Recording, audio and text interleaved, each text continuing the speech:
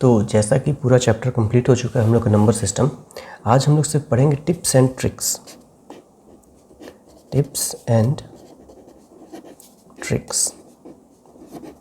ठीक है।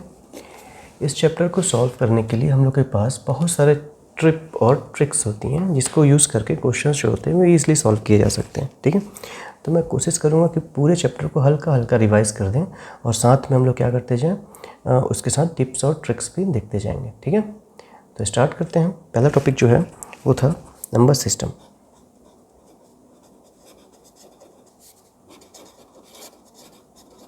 ठीक है, नंबर सिस्टम याद होगा।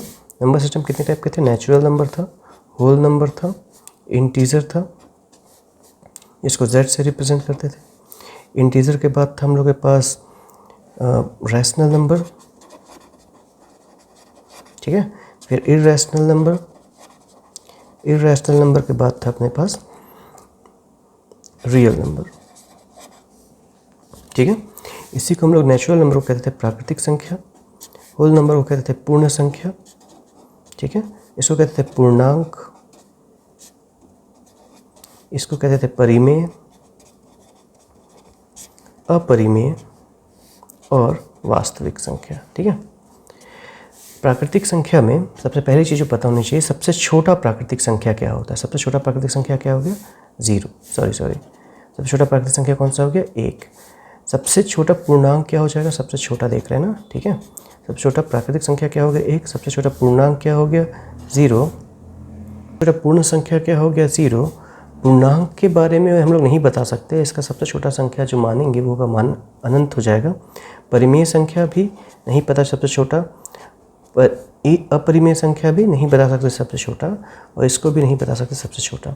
सबसे बड़े की अगर बात करेंगे तो सबसे बड़ा संख्या अगर बताना हो तो इनमें से किसी भी संख्या का सबसे बड़ा अंक को या सबसे बड़ी संख्या को नहीं बता सकते। ठीक है, इसके बाद हम लोग देखे थे संख्याओं के बाद हम लोग पहचानना सीखे थे। नेचुरल नंबर जो होगा, होल नंबर जो होगा और इंटीजर जो होगा, ये तीनों जो थे इसमें पॉइंट नहीं आता था। 2.1, 3, 4, 5.1 ये जो होगा नेचुरल नहीं होगा, ये जो होगा नेचुरल नहीं होगा, ये नेचुरल हो सकता है। पॉइंट वाले नंबर नहीं आते थे। ठीक है, इसके बाद जो रैशनल नंबर पढ़े थे हम लोग, रैशनल नंबर यानी कि परिमेय संख्या, इसमें सभी प्रकार के अंक आ जाते हैं। ठीक है, सभी प्रकार के अंक आते हैं, सिर्फ रूट वाला नंबर नहीं आता है, ये नहीं आता है। ठीक है, कुछ रूट वाले नंबर भी आ जाते थे।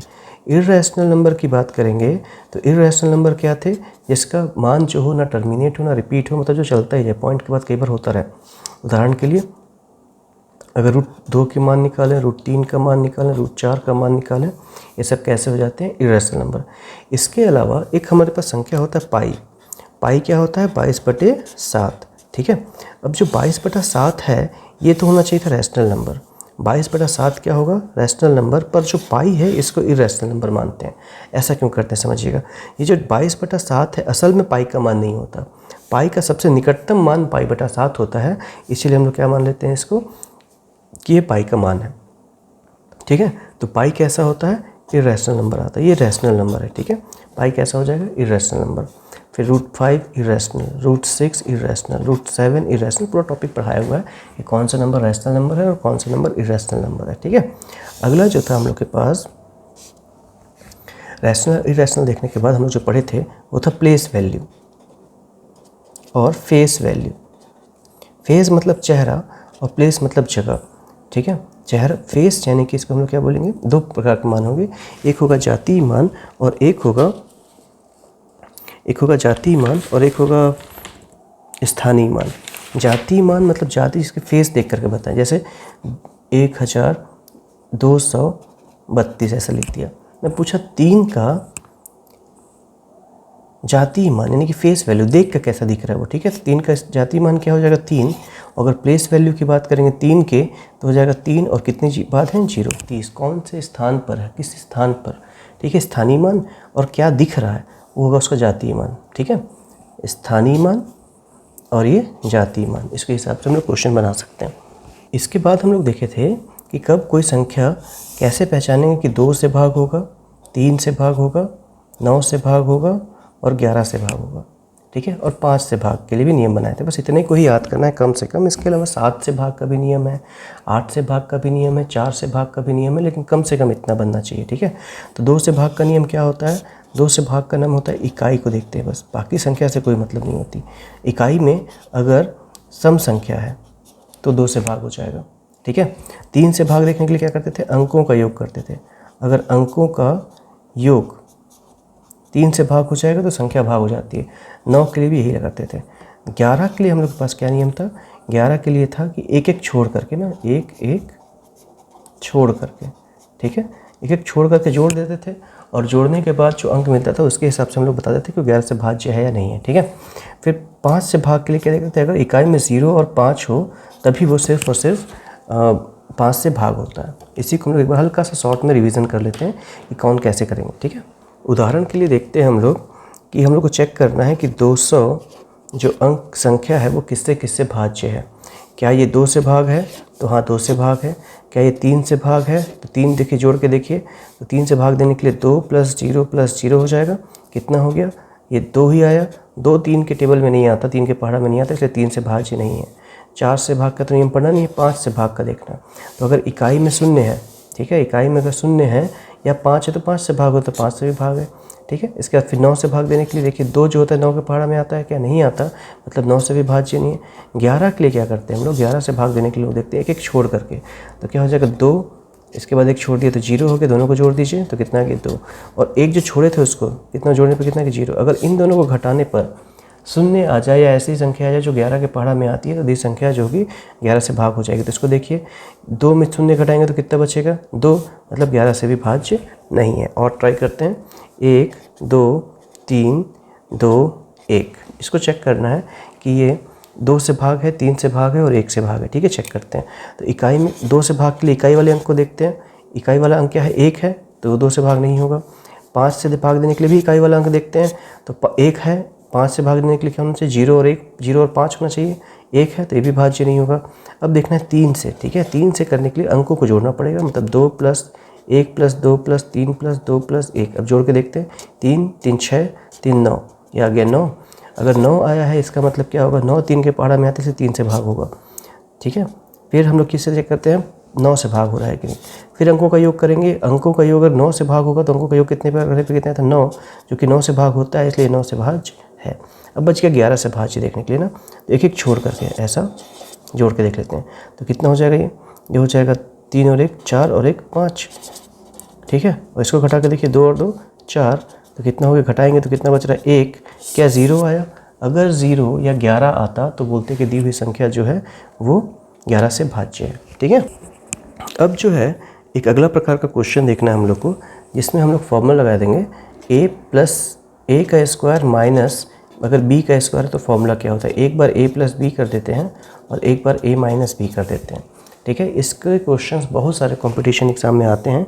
जैसे क्वेश्चन दे दिया 8 8 3 गुणित 8 8 3 माइनस 1 1 7 इंटू 1 1 7, ठीक है।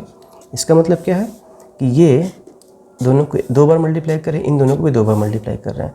तो अगर एक ही नंबर को 2 बार मल्टीप्लाई कर रहे हो तो होगा हम लोग के पास a² - b²। तो फॉर्मूला क्या बोलता है? 8 8 3 में एक बार 1 1 7 जोड़ देंगे और 8 8 3 में एक बार 1 1 7 घटा देंगे, बस इतना ही करना। यहाँ पर माइनस था लेकिन क्या किया, एक बार जोड़ दे रहे हैं और एक बार घटा दे रहे हैं। तो 7 3 10 हासिल 1 10 हासिल 1 10, जोड़ने पे कितना आ गया? 1000 इंटू कितना हो जाएगा? ये इसको घटा देते हैं तो बचेगा अपने पास 7 6 6, ठीक है। अब गुणा करना बिल्कुल सरल, मल्टीप्लाई करना बिल्कुल सरल होता है। जितने जीरो होते हैं उसको संख्या के बाद लिख देना। तो 7 6 6 1 2 3, ये आंसर हो गया। अगर इसका 2 बार गुणा किए होते, इसका 2 बार गुणा किए होते, हल करते तो भी आंसर इतना ही आता, और अगर डायरेक्ट बनाएंगे तो भी आंसर इतना ही आएगा। इसी प्रकार के और क्वेश्चन देख सकते हैं हम लोग। जैसे मैं बोल दिया 8 8 2 into 8 8 2 minus 1 1 8 into 1 1 8। Same question है, कोई अंतर नहीं करना दोनों क्वेश्चन में, ठीक है। क्वेश्चन बोला इसका मान निकालिए, तो करना क्या है? एक बार इन दोनों को जोड़ देंगे, इन दोनों को, एक बार इन दोनों को घटा देंगे। इसका मतलब क्या है? 8 8 2 में जोड़ देंगे 1 1 8 और 8 8 2 में घटा देंगे 1 1 8, ठीक है। हल करके वह एकदम सेम ऐसे ही आंसर निकल जाएगा, ठीक। अगला क्वेश्चन है एकदम सरल, इस क्वेश्चन को पहचाना है, बिल्कुल एकदम सरल क्वेश्चन, ठीक है। तो क्वेश्चन कैसा है?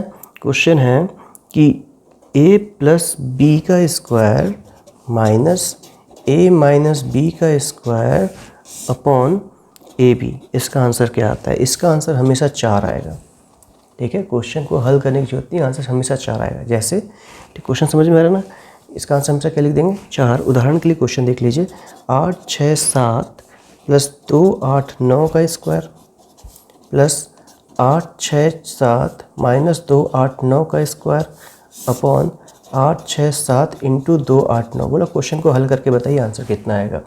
कुछ भी हल नहीं करना, आंसर सीधा 4 लिखना है, ठीक है। 1 सेकंड में इसका आंसर निकाल सकते हैं, बिल्कुल सरल है पहचानना। यहाँ पर प्लस होगा,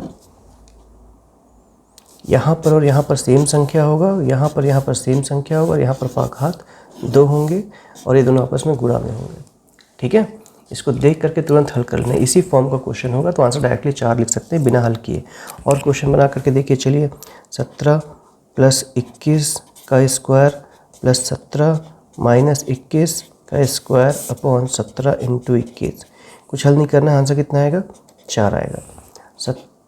777 प्लस 333 का स्क्वायर प्लस 777 माइनस 333 का स्क्वायर अपॉन 777 इंटू 333। इसका आंसर कितना आएगा बताइए? एकदम सरल क्वेश्चन है, कुछ भी नहीं करना है। सभी क्वेश्चन में आंसर डायरेक्टली कितना आ जाता है? 4 आ जाता है। क्वेश्चन देख करके पहचान जाएंगे, ठीक है। बिल्कुल शॉर्ट ट्रिक हो गई। जब भी ऐसा क्वेश्चन होगा, यहाँ पर प्लस होगा, वही दो संख्या को जोड़ करके वर्ग या वही दो संख्या को घटा करके वर्ग, तो आंसर कितना आता है? हमेशा 4 आता है। और क्वेश्चन लिखिए, और क्वेश्चन समझिए। 2 8 6 प्लस 1 2 3 का घात 2 प्लस 2 8 6 माइनस 1 2 3 का घात 2 अपॉन 2 8 6 इंटू 1 2 3, ठीक है। अगर यही सेम क्वेश्चन है तो आंसर कितना आता है? हमेशा 4 आता है। कुछ भी हल करने की जरूरत नहीं है, ठीक है। हल करना भी सीख सकते हैं, उतना बड़ा चीज़ नहीं है, लेकिन हम लोग सीधा याद कर लेंगे कि इसका आंसर कितना आएगा, ठीक है। जल्दी जल्दी क्वेश्चन बनता है। और सोचना है हम लोग को कि 2 5 4 6 प्लस 54 का घात 2 प्लस 2 5 4 6 माइनस 54 का घात 2 अपॉन 2 5 4 6 इंटू 54, ठीक है। कुछ भी हल करने की ज़रूरत नहीं है। जब भी ऐसा क्वेश्चन होगा तो इसका आंसर डायरेक्टली क्या आ जाएगा? 4 आ जाएगा। हल करने की बिल्कुल ज़रूरत नहीं पड़ती इस टाइप के क्वेश्चन में, ठीक है। अगला क्वेश्चन होगा इस फॉर्म का, a प्लस बी का square plus a minus B का square upon a square plus B square, ठीक है। इसका आंसर हमेशा 2 आता है। एकदम सरल क्वेश्चन है, दिमाग नहीं लगाना है, फॉर्मूला लगाने पे आंसर तुरंत आ जाता है, ठीक है। इसको याद करके बनाना ज़्यादा सरल है। जैसे मैं क्वेश्चन दे दिया कि 9 5 6 प्लस 4 7 9, इसका स्क्वायर प्लस 9 5 6 माइनस 4 7 9 का स्क्वायर अपॉन 9 5 6 का स्क्वायर प्लस 4 7 9 का स्क्वायर। बोला इसको हल करके बताइए। इस टाइप के क्वेश्चन को हल करने की बिल्कुल भी ज़रूरत नहीं है। इनका आंसर हमेशा कितना आ जाता है? 2 आ जाता है, तुरंत आंसर निकल गया। और सोचिए, 9 7 8 प्लस 2 2 2 का घात 2 प्लस 9 7 8 माइनस 2 2 2 का घात 2 अपॉन 9 8 9 7 8 का स्क्वायर प्लस 2 2 2 का स्क्वायर। आंसर कितना आएगा बताइए? दिमाग से भी निकाल सकते हैं, इसमें कुछ भी हल नहीं करना है, आंसर डायरेक्टली 2 आ जाएगा। और क्वेश्चन हल करके देखते हैं हम लोग, ठीक है। कि 2 2 13 माइनस 1 13 1 1, पहले प्लस ले लेते हैं, इसका स्क्वायर, फिर प्लस 2 2 13 माइनस 13 1 1 का स्क्वायर अपॉन 2 2 13 का स्क्वायर प्लस 1 13 1 1 का स्क्वायर। आंसर कितना आएगा? हल करने की जरूरत नहीं है, डायरेक्ट आंसर कितना लिख सकते हैं हम लोग? 2 लिख सकते हैं। क्वेश्चन बिल्कुल पहचाना, बिल्कुल सरल है। बीच में दी हुई कुछ भी संख्या होगी, आंसर 2 ही आएगा। जैसे क्वेश्चन दे दिया 26 का करनी प्लस करनी 18 का स्क्वायर प्लस करनी 26 माइनस करनी 18 का स्क्वायर अपॉन करनी 26 का स्क्वायर प्लस करनी 18 का स्क्वायर। ठीक है, चाहे कुछ भी हो, यहाँ पर कुछ भी अंक संख्या लिखा हो, चाहे करनी वाली हो चाहे बिना करनी वाली हो, सबका आंसर कितना आ जाता है? 2 आ जाता है। डायरेक्ट निकाल सकते हैं। ठीक है, ठीक है। एक क्वेश्चन और ट्राई कर लेते हैं, चाहे कुछ भी क्वेश्चन हो। ठीक है, ऐसे क्वेश्चन दे दिया 2 का घात 1/3 प्लस 3 का घात 1/3 का स्क्वायर प्लस 2 का घात 1/3 माइनस 3 का घात 1/3 का स्क्वायर अपॉन 2 का घात 1/3 का स्क्वायर प्लस 3 का घात 1/3 का स्क्वायर। तो आंसर कितना आएगा? देखिए, ये सब क्वेश्चन को देख करके तुरंत डर लग रहा है कि कैसे हल करेंगे, पर आंसर बिल्कुल सरल है। इन सभी का आंसर कितना आता है? 2 आता है। ठीक है, फॉर्मूला देखें, इसका आंसर कितना आएगा? 2। इसका आंसर कितना आएगा? 2। इसका आंसर कितना आएगा? 2। पहचानना बिल्कुल सरल है, क्वेश्चन को देख करके तुरंत पहचान सकते हैं। ठीक है, कि यहाँ पर भी एकदम सेम है, पिछले वाले में यहाँ पर ए बी था और यहाँ पर ए स्क्वायर प्लस बी स्क्वायर है, तो आंसर कितना आता है? 2। आंसर कितना आता है? 2। और आंसर कितना आता है? 2। ठीक है, अगला क्वेश्चन है कि अगर फॉर्मूला हो A cube minus B cube upon A square plus A B और प्लस बी स्क्वायर, इसका आंसर आता है ए माइनस बी डायरेक्ट, और A cube plus B cube upon plus हो गया A square minus A B plus B square हो, तो answer directly A plus B आता है। ठीक है, ये 2 क्वेश्चन होंगे, इसके बहुत वैराइटीज़ हैं, एकदम सिंपल है। बस यहाँ माइनस है तो यहाँ माइनस करना है, यहाँ प्लस है तो यहाँ प्लस करना है। यहाँ माइनस तो ए बी वाला प्लस में होना चाहिए और यहाँ प्लस तो ए बी वाला माइनस में होना चाहिए। ठीक है, आंसर में यही वाला साइन आ जाता है और जो फॉर्मूला लगता है उसमें उल्टा साइन होता है, बस इतना याद करना, बाकी सब सेम है दोनों फॉर्मूले में। ठीक है, क्वेश्चन बिल्कुल सिंपल है, कोई भी क्वेश्चन ले सकते हैं। जैसे दे दिया 7 8 3 into 7 8 3 into 7 8 3 minus 217 into 217 into 217 upon, देखिए 3 बार मल्टीप्लाई किया हुआ अपॉन, ये माइनस वाला तो नीचे में प्लस वाला फॉर्मूला होना चाहिए ना, तो 7 8 3 into 7 8 3 plus 7 8 3 into 217 plus 217 into 217। एकदम क्वेश्चन पहचाना बिल्कुल सरल है। ठीक है, अब देखिए यहाँ पर अगर माइनस है तो यहाँ पर प्लस होना चाहिए, है कि नहीं? अगर है तो ये फॉर्मूला लगा सकते हैं, बस इसी चीज़ को ध्यान देना होता है, बाकी किसी चीज़ को ध्यान नहीं देना है कि अगर यहाँ माइनस है तो यहाँ प्लस होना चाहिए। अगर ये चीज़ें आ जा रही हैं तो क्वेश्चन सॉल्व कर सकते हैं। इसका आंसर डायरेक्टली ये आ जाएगा, माइनस वाला साइन ना, तो 7 8 3 माइनस 217 आंसर आ जाएगा। ठीक है, ठीक है, तो जो भी हल करके निकलेगा वो आंसर निकल जाएगा। एकदम सेम क्वेश्चन है, 7 8 3 प्लस 7 8 इंटू 7 8 3 इंटू 7 8 3 माइनस के बदले प्लस कर दिए 217 इंटू 217 इंटू 217 अपॉन 7 8 3 इंटू 7 8 3 2 बार, और अगर यहाँ प्लस था तो यहाँ माइनस होगा, क्वेश्चन में ही माइनस दिया, हम लोग को कुछ नहीं करना है, क्वेश्चन में ही माइनस दिया होगा और लिखा होगा 7 8 3 इंटू 217 और प्लस 217 इंटू 217। ठीक है, अब देखिए क्वेश्चन को पहचानना बिल्कुल सरल है कि हर संख्या कितने बार मल्टीप्लाई में होना चाहिए? 3 बार मल्टीप्लाई में होना चाहिए। देखिए 3 बार है, 1 2 3, 1 2 3, मतलब ए क्यूब प्लस बी क्यूब हो गया वो, और यहाँ पर ए स्क्वायर, ये बी स्क्वायर और ये प्लस है तो ये माइनस, बस इतने को ध्यान देना है। फॉर्मूले को बार बार रिपीट करना पड़ेगा कि कौन सा फॉर्मूला लग रहा है। अब ये फॉर्मूला अगर लग रहा है इसका मतलब आंसर क्या आ जाएगा? दोनों को सीधा जोड़ देंगे, तो 7 8 3 में जोड़ देंगे 217। ठीक है, जोड़ करके कितना आएगा? 1000, और यही आंसर है। क्वेश्चन पहचाना बिल्कुल सरल है, शायद मैं समझाने की कोशिश कर रहा हूँ, समझ जा रहे होंगे। क्वेश्चन है एक और देखते हैं, 693 इंटू 693 इंटू 693। ठीक है, इसमें माइनस कर दिए हैं 383 इंटू 383 इंटू 383, ये क्वेश्चन हो गया। ठीक है, अपॉन क्वेश्चन में और क्या होगा? 693 इंटू 693, जो है वही 2 बार, माइनस है तो प्लस 693 इंटू 383 प्लस, ठीक है, 383 इंटू 383। एकदम सेम क्वेश्चन अगर हो तो आंसर क्या आता है? ये और ये आएंगे आंसर में, बीच में माइनस, मतलब 693 माइनस 383। जो घटाएंगे वही आंसर, घटाने पे कितना मिल जाएगा 310। यही क्वेश्चन है, यही तीनों क्वेश्चन इस फॉर्म पे भी लिखा हो सकता है, ऐसा भी लिखा सकता है। जैसे इसी क्वेश्चन का ऐसे लिख सकते हैं ना, 783 का क्यूब प्लस 217 का क्यूब अपॉन 783 का स्क्वायर प्लस है तो माइनस 783 इंटू 217 इन प्लस, ठीक है, ये वाला प्लस होगा, ये प्लस होगा, 217 का स्क्वायर। अगर क्वेश्चन ऐसा हो या ऐसा हो, दोनों को सेम हल करते हैं और आंसर अगर ये प्लस है तो आंसर सीधा प्लस आ जाएगा। तो 783 में 217 जोड़ देंगे, ठीक है, तो आंसर कितना आ जाएगा, जोड़ दीजिए, डायरेक्टली जोड़ना है ना, प्लस है तो जोड़ेंगे, माइनस है तो घटाएंगे, प्लस है तो जोड़ेंगे, माइनस है तो घटाएंगे, बस इतना याद रखना है। तो ये प्लस है तो जोड़ दीजिए, माइनस है तो घटा दीजिए। तो ये प्लस था तो जोड़ देंगे दोनों को तो 1000 आंसर आ जाएगा। और अगर यही माइनस हो तो दोनों को घटा करके आंसर निकाल देते। अगला क्वेश्चन जो था, हम लोग बनाए थे एक प्रकार का क्वेश्चन कि दी हुई संख्या का घातांक दिया होता था और पूछता था कि इकाई स्थान पर कौन सा अंक आएगा, इकाई स्थान पर कौन सा अंक आएगा, ये क्वेश्चन होता था, ठीक है। कोई संख्या दी रहती थी, उसका घात दिया होता था, क्वेश्चन पूछता था कि इकाई स्थान पर कौन सा अंक आएगा।